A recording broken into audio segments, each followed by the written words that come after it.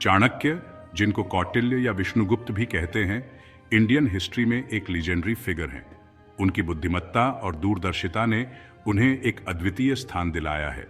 वो एक brilliant strategist थे, एक विजनरी इकोनॉमिस्ट थे, और उनकी नीतियों ने न केवल उनके समय में बल्कि आने वाली सदियों तक प्रभाव डाला। और एक वाइज टीचर थे। उनकी शिक्षा ने अनगिनत छात्रों को मार्गदर्शन दिया और उन्हें जीवन में सही दिशा दिखाने में मदद की। उनकी टीचिंग्स आज भी जेनरेशंस को इंस्पायर करती हैं। उनके विचार और सिद्धांत आज भी प्रासंगिक हैं और आधुनिक समाज में भी उपयोगी हैं। चाणक्य ने एंशिएंट इंडिया के पॉलिटिकल लैंडस्केप को शेप करने में बहुत इंपॉर्टेंट रोल प्ले किया था। उनकी रणनीतियों ने राजनीतिक स्थिरता और समृद्धि को बढ़ावा दिया।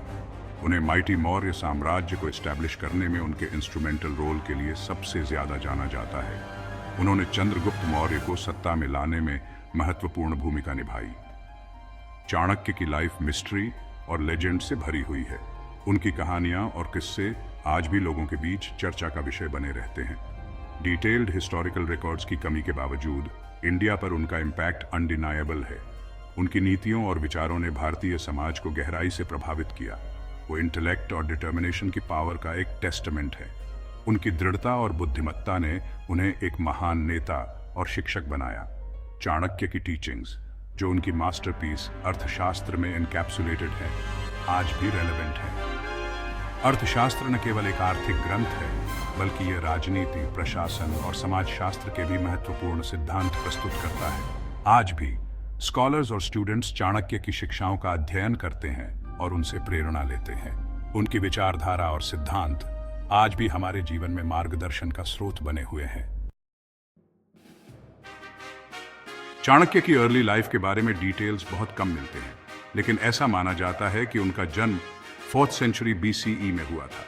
कुछ अकाउंट सजेस्ट करते हैं कि उनका जन्म तक्षशिला में हुआ था, जो उस समय लर्निंग का एक रिनाउंड सेंटर था। दूसरों का मानना है कि उनका बर्थ प्लेस पाटलिपुत्र था, जो मगध किंगडम की कैपिटल थी। चाणक्य एक ब्राइट स्टूडेंट थे। वो पॉलिटिक्स, इकोनॉमिक्स और स्टेट क्राफ्ट में खास तौर पर इंटरेस्टेड थे। नॉलेज के लिए उनकी थर्स्ट ने उन्हें वेदों, फिलोसफी और वॉरफेयर में मास्टर बना दिया।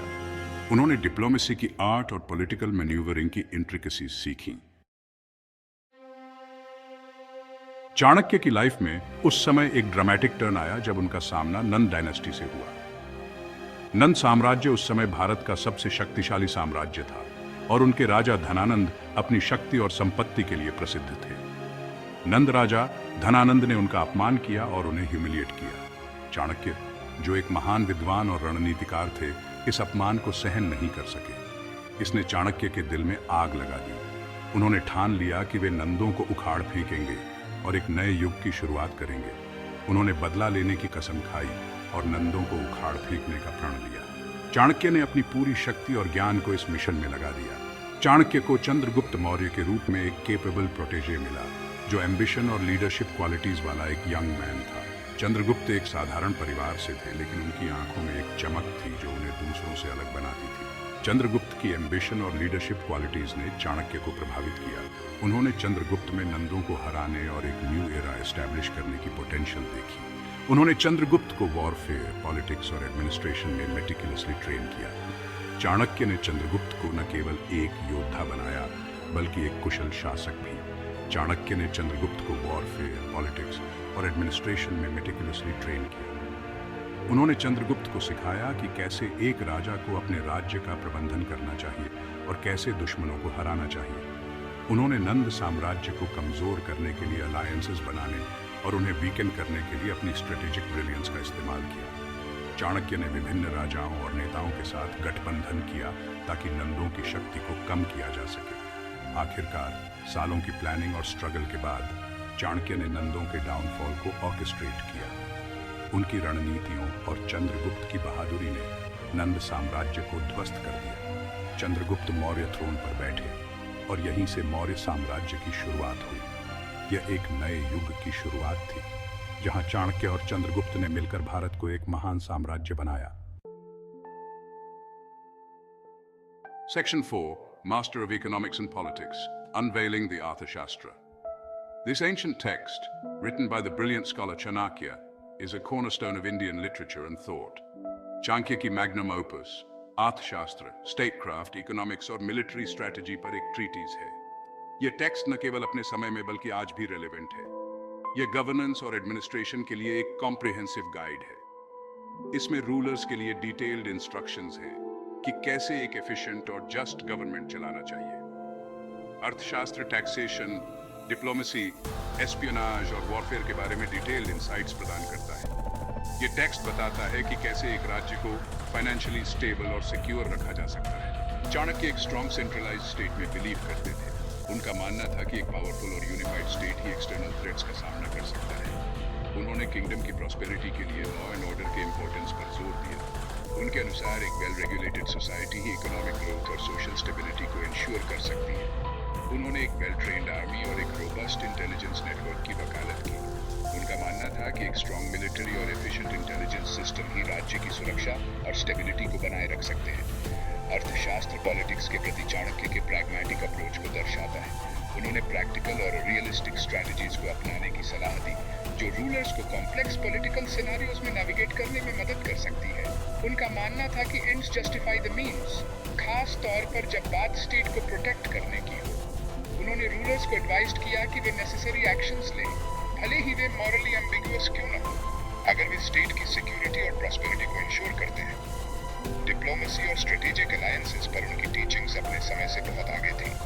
उन्होंने इंटरनेशनल रिलेशंस में स्ट्रेटेजिक थिंकिंग और केयरफुल प्लानिंग की इंपॉर्टेंस को समझा और रूलर्स को एडवाइज किया कि वे अपने अलाइज और एनिमीज के साथ वाइजली डील करें। अर्थशास्त्र के अलावा चाणक्य को चाणक्य नीति का क्रेडिट भी दिया जाता है, जो एफोरिज्म्स और वाइज सेइंग्स का एक कलेक्शन है। ये वर्सेस लाइफ के वेरियस एस्पेक्ट्स जैसे फ्रेंडशिप, रिलेशनशिप्स और पर्सनल कंडक्ट पर टाइमलेस एडवाइस देते हैं। चाणक्य नीति हार्ड वर्क, परसेवरेंस और प्रूडेंस के इंपॉर्टेंस पर जोर देती है।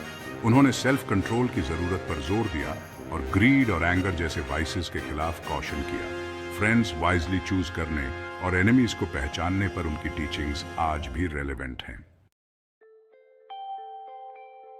Section 6, legacy of a visionary enduring impact on India.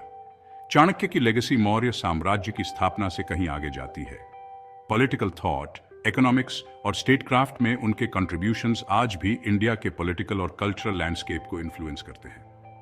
उन्हें एक यूनाइटेड और पावरफुल इंडिया के आर्किटेक्ट के रूप में याद किया जाता है। गवर्नेंस, डिप्लोमेसी और नेशनल सिक्योरिटी पर उनकी टीचिंग्स आज भी पारही और डिबेट की जाती है। एजुकेशन और नॉलेज पर चाणक्य के एम्फेसिस ने इंडिया में एक स्ट्रॉन्ग इंटेलेक्चुअल ट्रेडिशन की नींव रखी। Section 7, conclusion, Chanakya's timeless teachings. Chanakya की लाइफ और टीचिंग्स इंडिविजुअल्स और नेशंस दोनों के लिए वैल्यूएबल लेसन्स देती हैं। उनकी स्ट्रेटेजिक ब्रिलियंस, पॉलिटिकल एक्यूमेन और ह्यूमन नेचर की डीप अंडरस्टैंडिंग आज भी इंस्पायर करती है। एजुकेशन, सेल्फ रिलायंस और एथिकल कंडक्ट पर उनका एम्फेसिस आज की दुनिया में भी रेलेवेंट है। चाणक्य की कहानी ह्यूमन विल और इंटेलेक्ट की पावर का एक टेस्टामेंट है। उन्हें हमेशा एक ट्रू विजनरी के रूप में याद किया जाएगा, जिन्होंने इंडिया की डेस्टिनी को शेप किया।